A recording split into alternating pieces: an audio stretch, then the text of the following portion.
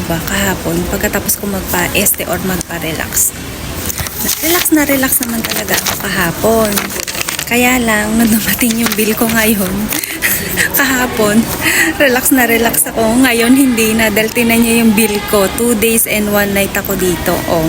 55,550 yen. So, ayan, 5 lapad, 5,000 yung nabayaran ko. So, di ba kahapon ang saya-saya ko pa, relax pa ako. So, ngayon, nung dumating na yung resibo ko, nag-check out na ako.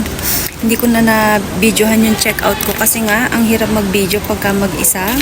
So, tingnan nyo, yung sa pa-relaxation ko pa lang kahapon, yung pa-facial at saka yung pa-massage ko. Pero parang gumanda naman ako. Wow!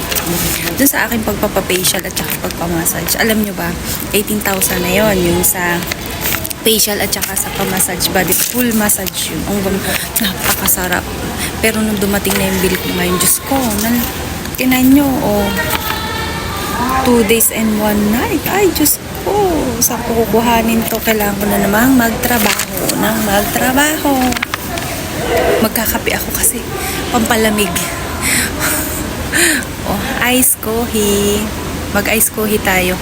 Kasi medyo na-relax ako kahapon. Ngayon, medyo nagulat ako sa presyo ng aking babayaran.